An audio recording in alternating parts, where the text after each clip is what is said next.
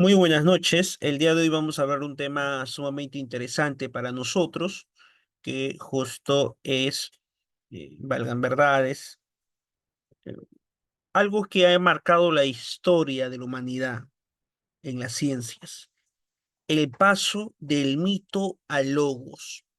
Según la filosofía, la palabra logos tiene varias acepciones. ¿Esto qué significa? Varios significados. Ello ha conllevado a cómo el hombre, desde una mirada primitiva, ha cambiado su mirada en torno a las ciencias. Esto pues le ha conllevado millones de años, porque hay que tomar en cuenta aquí que un paso fundamental fue que el hombre entendió por qué tuvo que existir ciertas características que tiene la naturaleza. ¿Ven estas imágenes? Justo aquí, ¿no? Eso es una imagen interesante para que nosotros podamos tomar en cuenta como referencia, ¿no? El hombre por muchos años trató de explicar de manera mítica sucesos que no pudo hacerlo conforme a la ciencia. Entonces, como no tenían respuesta ante esta situación, le tocó pues al hombre dar respuestas basadas en un relato que para el momento pareciera que era verdad, pero hoy en día nosotros conocemos que estos relatos son ficticios, creados. Entonces, la mitología griega, ¿no? Les comento a ustedes esto porque tenemos dioses griegos. Cómo los dioses tuvieron ciertas representaciones en la vida cotidiana que tenían los griegos. Por ejemplo, tenemos a Hefesto, era el dios del fuego, Ares, el dios de la guerra, Dionisio, el dios del vino, que producto de ello, ustedes sabrán, vino después, que esto fue interesante tomar en cuenta, que vino en este momento el teatro. El teatro nace producto, pues, del dios el vino, ¿no? Luego tenemos a Hermes. Hermes era el mensajero. La palabra Hermes luego se convierte en hermenéutica, que bastante se usa en la filosofía. La palabra hermenéutica es interpretación, el arte de interpretar. Atenea, diosa de la sabiduría, a Artemisa, la diosa de la casa, Apolo, la belleza, Afrodita, la diosa del amor, Hestia, la diosa del hogar, Demeter, el dios de la agricultura, Hera, la familia, y sobre todo tenemos a Zeus, que era el dios principal, pero también era el dios representante del rayo. Teníamos a Poseidón, el dios de los mares, Hades, el dios del inframundo. Todo esto nos muestran los dioses griegos, que valgan verdades, es una representación de cómo era el hombre, ya que hay que entender que los dioses griegos mostraban un antropomorfismo, tenían forma humana, pero valgan verdades, hay que tomar en cuenta aquí, no es que eran humanos, muchos decían eso, entonces ello ha conllevado a que podamos ver cómo se han ido desarrollando los dioses. Tomaban figura humana para hacerse más cerca de los humanos con debilidades, pero al final, pues, todo esto fue una creación mitológica de su época. La mitología, griega, entre los principales mitos, nosotros tenemos el mito de Zeus. Por ejemplo, tenemos el mito de Prometeo encadenado, el mito de Pandora o el rapto de Persenofe. Entonces, el mito Totalmente. de Prometeo, que valgan verdades, es importantísimo tomar en cuenta aquí para que podamos ver sobre esta situación, que es importantísimo, es que dice que una vez Prometeo se encargó de quitar a los dioses el fuego. Entonces, le quitó a los dioses el fuego y así le dio a los mortales. Los dioses no perdonaron esta situación que existió, porque ¿cómo es posible que el fuego pase a los mortales? No se podía permitir que los simples mortales puedan tener el fuego. Esto nos conlleva a una historia. Ellos trataban de dar origen así, ¿de qué? Del origen del fuego. Así nació el fuego. Y como los dioses no se quedaron satisfechos de dicha venganza, a Prometeo lo mandaron con los humanos. Vivió entre los humanos Prometeo. Vivió con su hermano, de la cual un día los dioses van a preparar a una mujer tan bella, tan hermosa, llamada Pandora, para que se case con Prometeo. Prometeo no se casó con ella, pero sí su hermano. Pero esta mujer tan hermosa que había sido enviado por los dioses tenía una caja. Esa caja nunca antes había sido abierta. Y un día, por casualidad, lo abren. Y en ese momento apareció la desgracia de la humanidad. De ahí viene ese nombre, Caja de Pandora. O como el día de hoy se usa en muchas de las frases, tú eres todo una caja de Pandora, que significa tú eres todo una caja de sorpresas. ¿Qué tal? ¿Les pareció interesante dicho, este, sobre todo, eh, podríamos decir, relato mítico?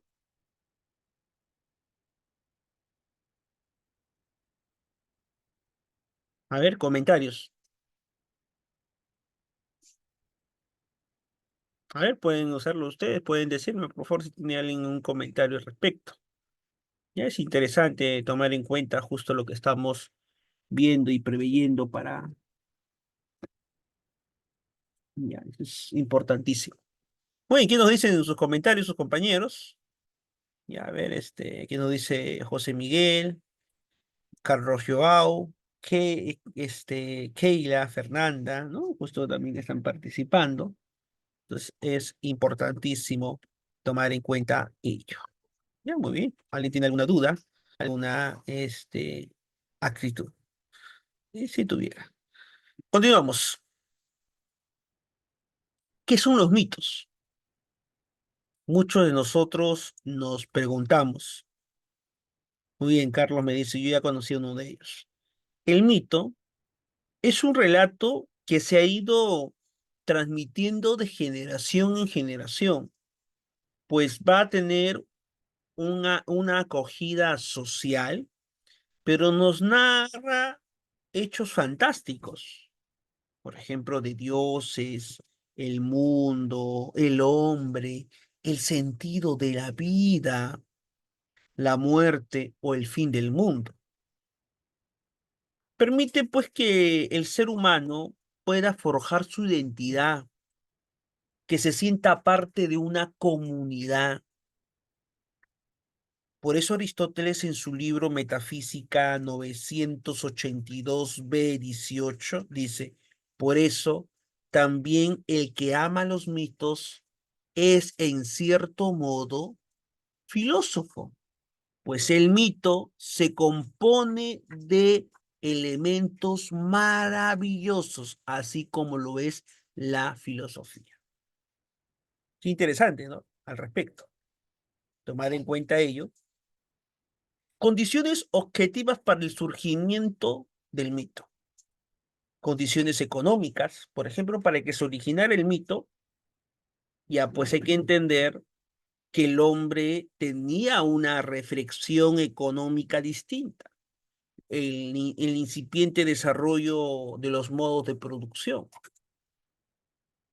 Por ejemplo, existía pues que en ese tiempo la ideología había dos tipos, las clases dominantes y las clases dominadas.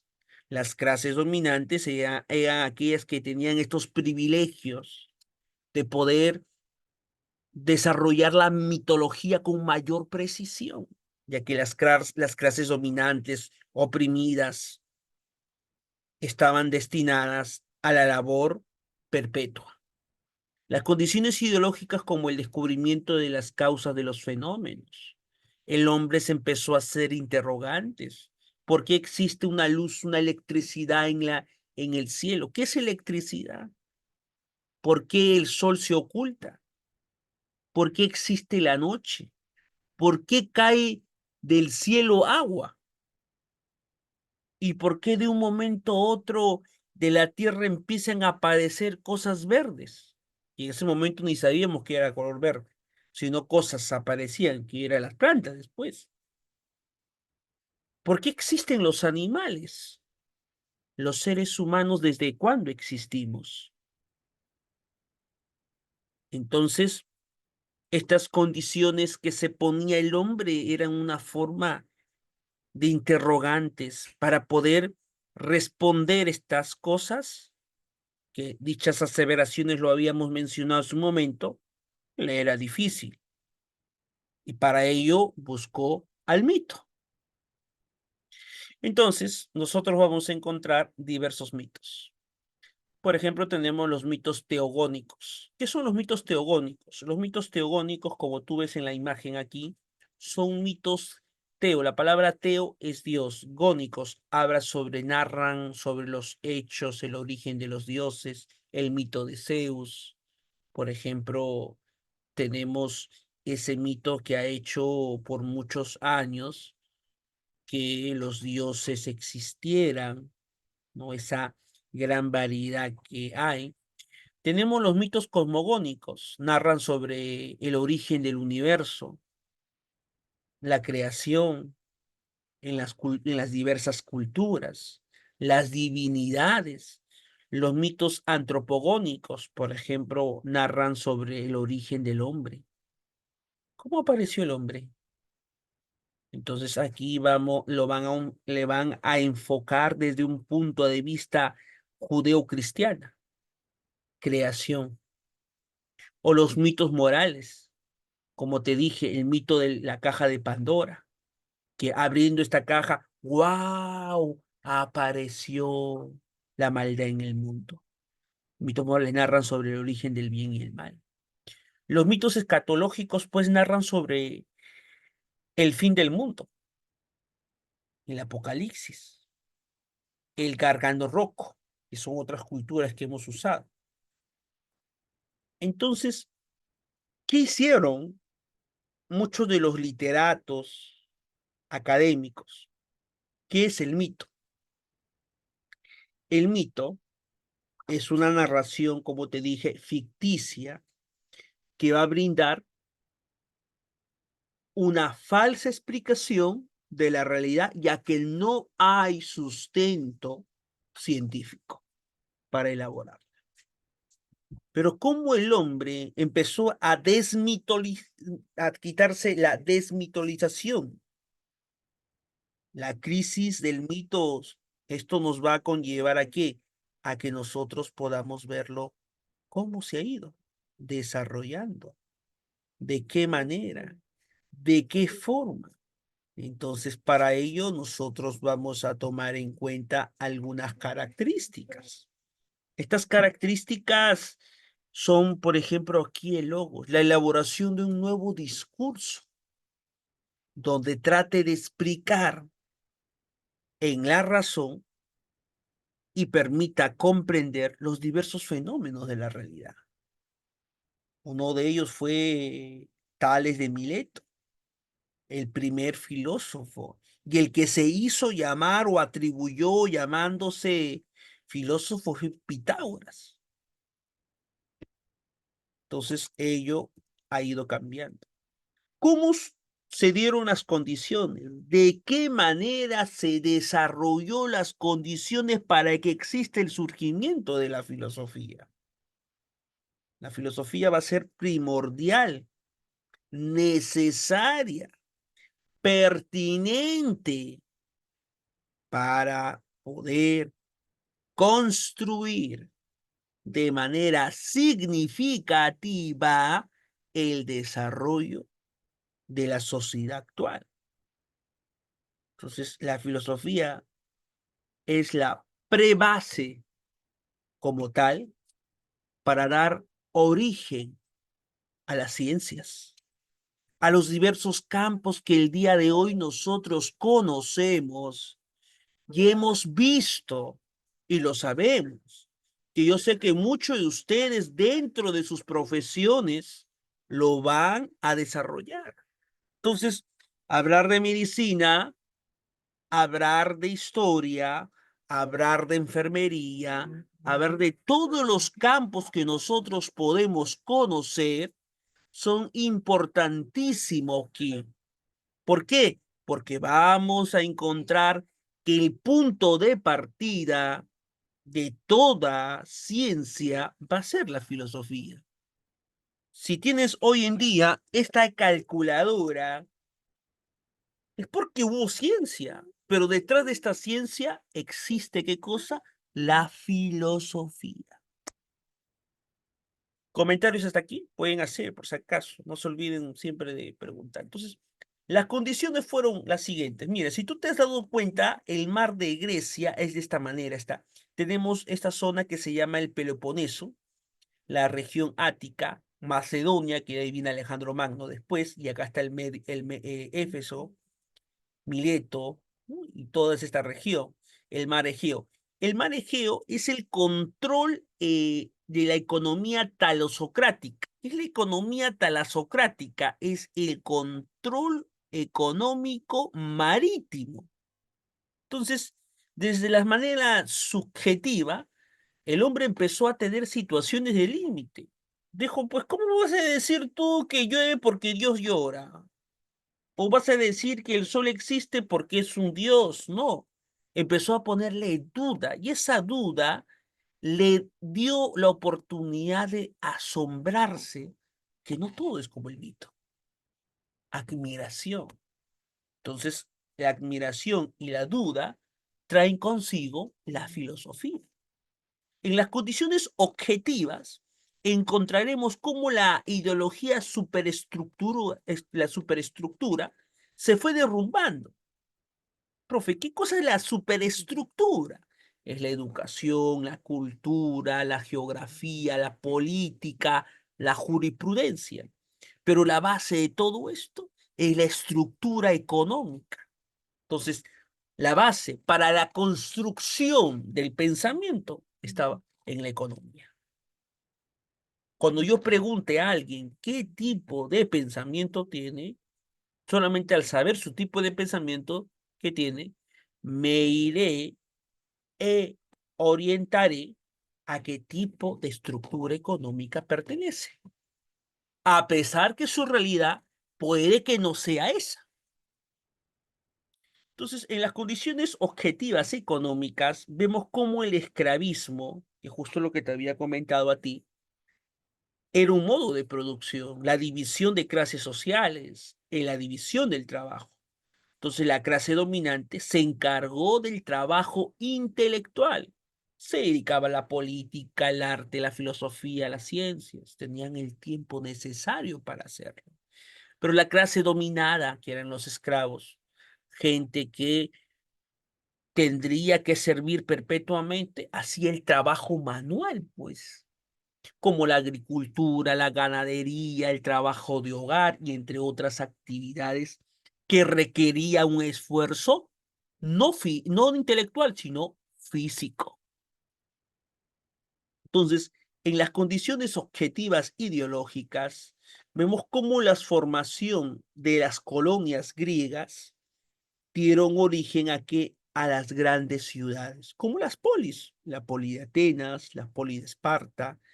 La ausencia de jerarquía eclesiástica hizo pues que los griegos no tenían libros sagrados ni una casta sacerdotal poderosa. Esa era la ventaja que tenían, por eso los griegos pudieron desarrollarse con mayor facilidad, algo que en otras religiones estaba totalmente prohibido. O si es que había, estaba reducido la filosofía o sometido a la religión. Entonces, el intercambio comercial le permitió realizar un intercambio cultural para que desde su punto de ellos, de vista, no solamente sea lo que ellos pensaban, sino que puedan cambiar, expandirse, ser distintos. Entonces, en las condiciones subjetivas vamos a encontrar que el asombro y la admiración son clave. ¿Por qué? Porque la admiración cobró conciencia de no saber. El admirarse me avala, me impele a conocer más.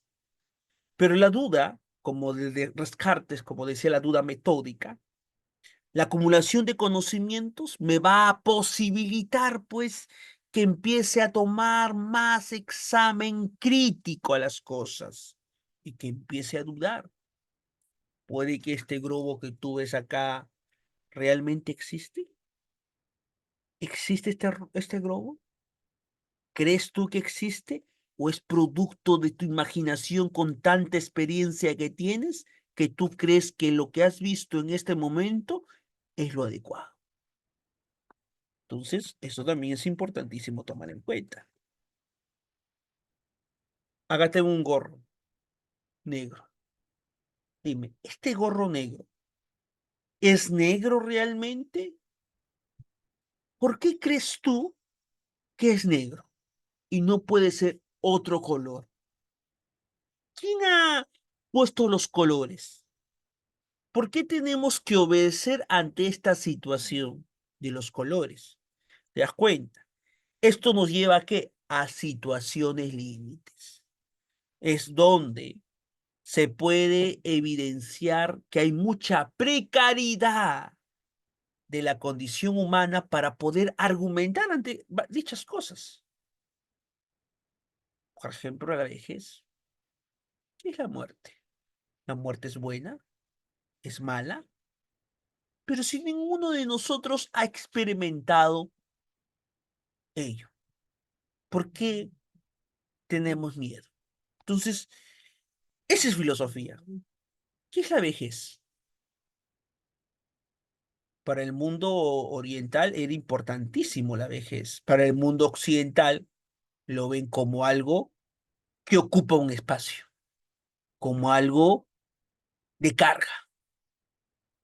¿Qué es la enfermedad?